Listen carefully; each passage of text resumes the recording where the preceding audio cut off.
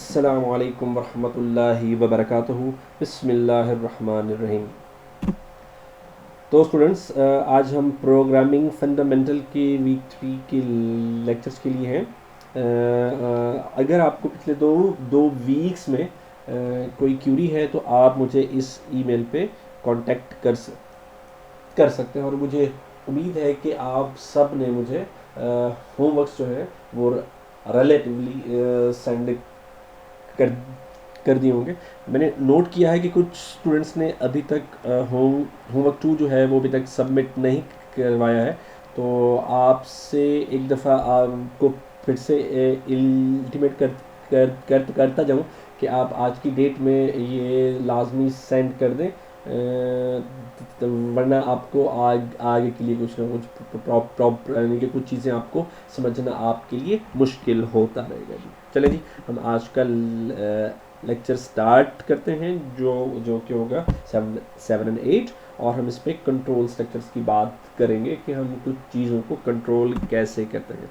हम आज बात करेंगे इफ़ की, जो हमने लास्ट टाइम भी पढ़ी थी, लेकिन आज हम उसे ज़रा डिटेल में पढ़ेंगे और हम उसका कंपैरिजन कर देंगे। लेक्चर 1 और लेक्चर 2 में हमने कुछ यूज़ किए थे फ्लो चार्ट्स, और हमने कुछ प्रोसीड्यूर कोड्स लिखे थे। वो एग्जांपल्स हम आज रिकॉल करके कुछ हम एग्जांपल्स यूज़ करेंगे।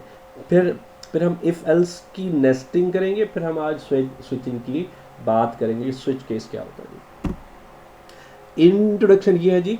Before writing a program have a thought understanding of problem. ये मैं पहले लेक्चर को आज थोड़ा सा रिवाइज कर रहा हूँ जी, कि आपको अंडरस्टैंडिंग होनी चाहिए कि आपका प्रॉब्लम क्या है और आपने किस अप्रोच से उसे सॉल्व करना है। हमने फ्लो चार्ट्स पढ़े हैं, हमने प्रोसीड्यूर कोड पढ़ा है, हमने C++ का प्रोग्राम लिख लिया है। अब आपको ये आप पे बेस है कि आपने पहले कौन सा सॉल्यूशन अडॉप्ट करना है। तो अच्छी प्रैक्टिस ये है कि आप पहले फ्लो चार्ट्स बना लें और उसके प्रोसीड्यूर कोड्स लिख लें, फिर आप एक प्रोग्राम लिखें। उससे आपके एरर फाइंडिंग आसान हो जाते हैं और आपके लॉजिकल एरर्स नहीं आते। ठीक है जी। While writing a program, know that building blocks are availables. आपके पास बहुत सारे टूल्स हैं। ठीक है। Use programming principles. आप प्रोग्रामिंग प्रिंसिपल्स को यूज़ करते हुए अच्छे अच्छे प्रोग्राम्स के सॉल्यूशंस लिख सकते हैं। हम एल्गोरिदम्स की बात कर चुके हुए हैं, जो आपका step by step procedure to solve a problem है। अब इस पे ज़्यादा बहस करने की ज़रूरत नहीं है। प्रोसीड्यूर कोड ये आपका एक इंग्लिश लैंग्वेज में या आपकी नेटिव लैंग्वेज में लिखा हुआ एक सॉल्यूशन है। आप इसमें कोई हार्ड एंड फास्ट रूल नहीं होता है। ठीक है। ये उसका रिप्रेजेंटेटिव ही होता है जो आपका फ्लो चार्ट का है। ठीक है। कंट्रोल स्ट्रक्चर सीक्वेंस एग्जीक्यूशन होती है, स्टेटमेंट एग्जीक्यूशन इन ऑर्डर होती है पहले।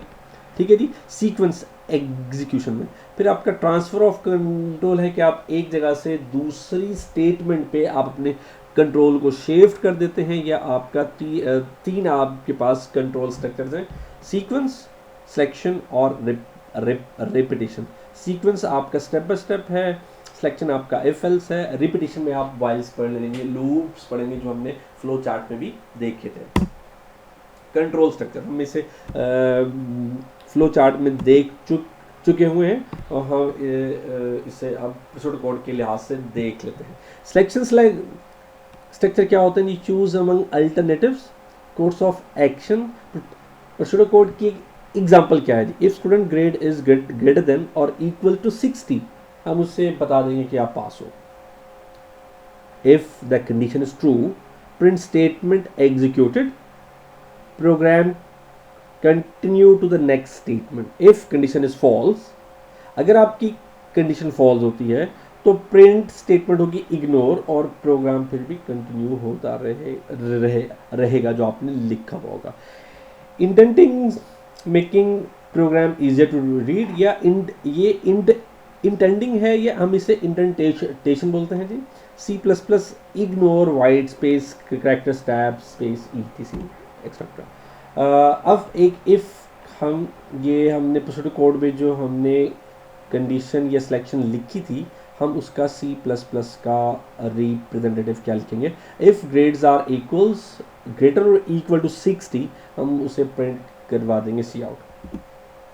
हम इसका एक फ्लो चार्ट और इसका एक प्रोसीड्यूर कोड देख लेते हैं। फ्लो चार्ट क्या है, ये आपका स्टार्ट है जी। अगर आपके ग्रेड ग्रेटर और इक्वल टू 60 है और तो अगर वो ट्रू है तो आप उसे प्रिंट करवाएंगे पास, एल्स आप उसे कोई भी चीज़ प्रिंट नहीं करवाएंगे और आपका जो एग्जीक्यूशन है वो एंड हो जाएगा। ठीक है जी। प्रोसीड्यूर कोड क्या है, decision can be made on any expression 0 false non-zero true example 4 minus 3 is true and so on so forth। if else और if else का प्रोसीड्यूर कोड ये है, अगर स्टूडेंट्स के 60% मार्क्स नहीं है तो हम उसे कहते हैं सॉरी, अगर उसके मार्क्स 60% है तो हम उसे कह देते हैं कि भाई तुम पास हो। अगर उसके मार्क्स 60 से कम है तो हम उसे कहते हैं कि भाई आप फेल हो। ठीक है, इससे अब आपके प्रोग्राम की मीनिंग में ज़रा इजाफा हो जाता है, इनकी बहुत ज़्यादा मीनिंगफुल हो गया। C++ में उसका कोड होगा इफ ग्रेड इज ग्रेटर और equal to 60 cout passed, इनके हम उसे प्रिंट करवा रहे हैं कि भाई तुम पास हो। एल्स अगर आपके नंबर 60 से कम है, इनके 59 0 to 59 है या माइनस में है तो हम उसे प्रिंट करवा देंगे फेल। अच्छा जी, अब नेस्टिंग है जी। इफ एल्स फिर इफ एंड में आपका एल्स। हम इस एग्जाम्पल कुछ ऐसे देखते हैं। अगर स्टूडेंट के मार्क्स 90 और 90 से ऊपर हैं तो हम उसे ग्रेड दे रहे हैं ए। ठीक है जी। अगर 80 to 90 है तो आप बी दे रहे हो, अगर 70 to 80 है तो सी दे रहे हैं, 60 to 70 और डी दे रहे हैं, और लेस देन 60 है तो आप दे रहे हैं जी एफ। इसे हम कुछ ऐसे देखेंगे। If grade are greater than और इक्वल टू 90 तो आप उसे ग्रेड दे रहे हैं ए। अगर आपका ग्रेटर देन 80 है तो आप बी देंगे, अगर ग्रेटर देन 70 है तो C and so on and so forth. अगर आप ये वाला एरिया सिर्फ अगर आप गौर करें तो इसमें कुछ लिमिटेशंस हैं। लिमिटेशंस ये हैं जी कि अगर आपके मार्क्स या ग्रेड्स हैं जी 89 तो आपको ग्रेड 90 नहीं मिलेगा, आपको बी मिलेगा, लेकिन उसके साथ साथ आपको सी भी मिलेगा क्योंकि आपके मार्क्स 70 से ज़्यादा हैं। ठीक है, और आपको डी भी मिलेगा क्योंकि आपके मार्क्स 60 से ज़्यादा है। तो इसका सलूशन कुछ ऐसा हो सकता है कि आप रेंज दें 80 to 90 यहाँ पे, और यहाँ पे 70 to 79 और यहाँ पे 60 to 69, तो आपको आंसर ठीक से मिलेंगे। या आप दोनों ज़रा एक एक दफ़ा रन करके देखेंगे तो आपको आइडिया हो जाएगा। लेकिन आप जब रेंज देंगे तो आप ग्रेड्स ग्रेटर और इक्वल्स टू 90 और एंड ऑपरेटर के साथ एंड ऑपरेटर या मॉड्यूलस एंड ऑपरेटर या एड्रेस ऑपरेटर जो आपके पास शिफ्ट 7 के साथ आएगा। ठीक है, वो आप करेंगे यूज़, जो कि वो कुछ ऐसा होता है। अगर मैं उसे देखूँ, ये आपका एंड ऑपरेटर है। आप इससे कुछ ऐसे लिखेंगे ग्रेड ग्रेटर इक्वल्स टू 90 और एंड, मैं इसे यहाँ पे लिख देता हूँ, एंड लेस देन 100। ठीक है जी, तो फिर आपको इंशाल्लाह ठीक से जवाब मिल जाएगा। इंपॉर्टेंस ऑफ करली ब्रैकेट्स। करली ब्रैकेट्स आपकी बॉडी डिफाइन करती है, जो हमने मेन फंक्शन के लिए भी किया था यूज़। अगर आपके इफ़ के बाद अगर आप एक से ज़्यादा स्टेटमेंट्स देना चाहते हैं तो आपको करली ब्रैकेट्स डालना ज़रूरी हैं। अगर नहीं, अगर सिर्फ एक ही कमांड है तो आपको करली ब्रैकेट्स डालना ज़रूरी नहीं है। यहाँ पे आपके पास एक एग्जांपल मौजूद है, उसमें इफ़ के बाद सिर्फ एक ही कमांड है तो यहाँ आपको करली ब्रैकेट्स की ज़रूरत नहीं है। ठीक है, और इसका फ्लो चार्ट आपके सामने मौजूद है। हम इसका ट्रुथ टेबल भी बना सकते हैं जो कि है इफ़ एल्स का। ये आप नेस्टिंग कर रहे हैं कि आपका अगर आपके मार्क्स 60 से कम है, वी हैव अ प्रॉब्लम, और अगर आपका क्विज का ग्रेड आपका लेस देन 10 है, we have a real problem, बहुत बहुत बहुत ज़्यादा मार्क्स कम है। Case 1 less than 60 true or less than 10 false, we have a problem. Case 2 अगर true और true है, we have a problem and we have a real problem अगर दोनों है। और केस 3 है आपका false है कि आपके मार्क्स 60 से कम नहीं है और आपके 10 से भी कम नहीं है, तो आपकी कंडीशन ओके है जी। बुलियन ऑपरेटर ये मैं आपको अभी एंड ऑपरेटर बता रहा था, वो ये है, ठीक है जी।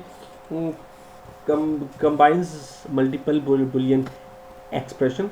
If person's age greater than or equal to 13 and less than 17, then he can go to G and PG rated movies but not R rated movies। मैं इसे और ज़्यादा सिंपलर कर देता हूँ। अगर आपकी एज 15 से 17 के दरमियान है तो आप कॉलेज या यूनिवर्सिटी जाओगे, नहीं तो आप रेगुलर स्कूल कि आप रेगुलर स्कूल नहीं जा सकते और ना ही आप प्री स्कूल जा सकते हैं। बुलियन ऑपरेटर्स कौन कौन से हैं? एंड ऑपरेटर है जी, true if all conditions are true, or operator है जी नेक्स्ट। ये दो पाइपलाइंस हैं जी, ठीक है। ये कोई एक भी कंडीशन ट्रू है तो आपका आंसर ट्रू आएगा। नॉट ये आपकी कंडीशन, जो आपकी कंडीशन वैल्यू होगी ये उससे चेंज कर देगा। अगर इनकी ट्रू आ रही हो तो फॉल्स कर देगा, फॉल्स है तो ट्रू कर देगा जी, ठीक है जी। ये एंड ऑपरेटर को मैंने एक ट्रुथ टेबल में आपके सामने पेश किया है। अगर पहली कंडीशन की वैल्यू ट्रू है, यानी कि आपकी age greater than equals to 50 है, 15 है, ट्रू है, और 17 से कम है, वो भी ट्रू है, तो आंसर ट्रू आएगा।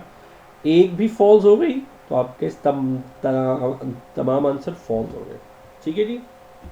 एग्जाम्पल आपके सामने, ठीक है जी। नेक्स्ट, अगर अच्छा और में आपके पास कोई एक कंडीशन ट्रू है तो आंसर आपका ट्रू आएगा। पहली ट्रू, दूसरी ट्रू, आंसर ट्रू। पहली ट्रू, दूसरी फॉल्स, आंसर ट्रू। पहली फॉल्स, दूसरी ट्रू, तो आंसर ट्रू। दोनों फॉल्स तो आंसर फॉल्स, ठीक है। और नॉट में ये होगा कि अगर आपके पास वैल्यू ट्रू आ रही है तो वो चेंज होकर फॉल्स हो जाएगी, और अगर फॉल्स है तो वो चेंज होकर ट्रू हो जाएगी, ठीक है। और उसकी एग्जांपल ये रही, प्लेइंग कार्ड्स, एक हम कार्ड प्लेइंग गेम है, हम उसकी एग्जांपल देख लेते हैं जी। Number represent the ranks and suits of the card, ठीक है जी। कार्ड फॉर सूट्स हम एक कांस्टेंट ले रहे हैं जी, वेरिएबल और कांस्टेंट। यहाँ पे एक बात आई, वेरिएबल को हमने पहले ही डिफाइन किया था, एक ऐसी मेमोरी लोकेशन है जो कि अपनी value during program execution change कर सकती है, और कांस्टेंट एक ऐसी मेमोरी लोकेशन होगी जो अपनी वैल्यू चेंज नहीं करेगी, वो फिक्स रहेगी, ठीक है जी। अच्छा, अब कांस्टेंट लिया हमने, इंट स्पेड्स 0, हार्ट्स 1, डायमंड 2 और clubs 3। Code for the non numeric ranks are ace 1, jack 11, queen 12 और किंग के मार्क्स हैं जी 13, ठीक है जी। अब हम उसे प्रॉब्लम में शिफ्ट कर लेते हैं। इफ रैंक इक्वल्स है जैक के तो आप प्रिंट करवाएंगे jack. If else rank equals to queen है तो आप क्वीन करवाएंगे। If else rank equals to king है, सॉरी यहाँ पे एक ब्रैकेट मिसिंग है और ये एंड ऑफ स्टेटमेंट नहीं आएगी, ये वाली स्टेटमेंट सही है, ठीक है। तो थोड़ा सा मिस्टेक है, ठीक है। रैंक इक्वल्स टू किंग तो आप किंग करवाएंगे। If rank is equal to ace तो आप एस करवाएंगे प्रिंट। एल्स अगर आपको कोई नंबर वाला कोई कार्ड है तो आप करवाएंगे रैंक, आप जो भी यूज़र ने मेंशन किया होगा कार्ड नंबर, वो यहाँ पे प्रिंट हो जाएगा। Notice, comparing rank to a number और ऑफ डिफरेंट वैल्यूज हम ये कर रहे थे। अब इफ एल्स का एक अल्टरनेटिव है C++ में, हम उसे स्विच केस बोलते हैं, हम उसे मल्टीपल सिलेक्शन स्ट्रक्चर भी बोलते हैं। यहाँ पे हम एक कंडीशन दे देते हैं, स्विच टू केस या स्विच टू वेरिएबल, और हम मुख्तलिफ केस वैल्यूज़ बना देते हैं, case value 1, case value 2, case value 3 up to so on, और डिफ़ॉल्ट अगर कोई भी नहीं है एग्जीक्यूट हो रहा है तो आपका डिफ़ॉल्ट सेक्शन एग्जीक्यूट होगा। ठीक है जी, हम इसकी एक एग्जांपल देख लेते हैं जी। इफ़ केस है जी, केस ए अगर ट्रू है तो उसमें जो आपकी इंस्ट्रक्शंस होंगी वो एग्जीक्यूट होंगी, और जब वो ब्रेक होगा तो आपका एंड में आएगा जहाँ पे आपका केस ख़त्म हो रहा है। यहाँ पे एक चीज़ मैं आपको बताता जाऊँ कि अगर आप ब्रेक ऐड नहीं करते हैं तो क्या होगा कि आपका केस 1 एग्जीक्यूट होगा, फिर केस 2 होगा, फिर डिफ़ॉल्ट भी एग्जीक्यूट होगा। ये मैंने ब्रेक को यहाँ पे रेड कर दिया है आपकी आसानी के लिए। अब यहाँ पे देखें केस 2 में कोई भी इंस्ट्रक्शन नहीं है, तो केस 2 के बाद केस 3 हर हाल में एग्जीक्यूट होगा ही होगा, क्योंकि हमने कोई और ब्रेक नहीं यूज़ किया है। और केस 1 अगर होता है एग्जीक्यूट तो वो डायरेक्ट यहाँ पे आएगा। केस 2 है तो केस 2 के बाद केस 3 भी एग्जीक्यूट होगा। इस ब्रेक के बाद ये अपनी सीक्वेंस को ब्रेक करके यहाँ पे आएगा। ठीक है जी, मुझे उम्मीद है आपको समझ आ गया होगा। हम उसकी एक एग्जांपल ले लेते हैं, जो अभी हमने एग्जांपल इफ़ के साथ किया था, जैक वाला, सॉरी कार्ड रैंक वाला, हम उसे स्विच कर लेते हैं स्विच केस के साथ। स्विच टू रैंक हमारा वेरिएबल था, केस जैक, सी आउट जैक और ब्रेक, केस क्वीन को हमने प्रिंट करवा दिया और ब्रेक, और सो on and so fourth. Default यहाँ पे एल्स था, डिफ़ॉल्ट सी आउट। अब यहाँ पे एक बात आती है, अगर दोनों एक जैसे हैं तो हमें कौन सा यूज़ करना चाहिए? हमें क्या इफ एल्स यूज़ करना चाहिए या स्विच केस? ये डिपेंड करता है जी यूज़र की माइंडसेट क्या है। वैसे अच्छी प्रोग्रामिंग टेक्निक ये है कि आप इफ एल्स को यूज़ कीजिए। ठीक है जी, लेक्चर रीकैप। आज हमने इफ़ पढ़ा, हमने इफ़ एल्स पढ़ा, हमने नेस्टिंग ऑफ इफ़ एल्स पढ़ा, हमने इफ़ एल्स के साथ साथ हमने स्विच केस और इफ़ एल्स पढ़ा, सॉरी हमने स्विच केस पढ़ा, फिर हमने स्विच केस और इफ़ एल्स की नेस्टिंग को हमने एक कंपेयर भी किया। ये हमारा आज का लेक्चर है जी। उसके बाद ये कुछ क्वेश्चंस हैं, ये आप सॉल्व कीजिएगा और मुझे आप विद इन 4 days मुझे मेरे ईमेल पे अपना होमवर्क सेंड करेंगे। थैंक यू जी। अस्सलाम वालेकुम वरहमतुल्लाह।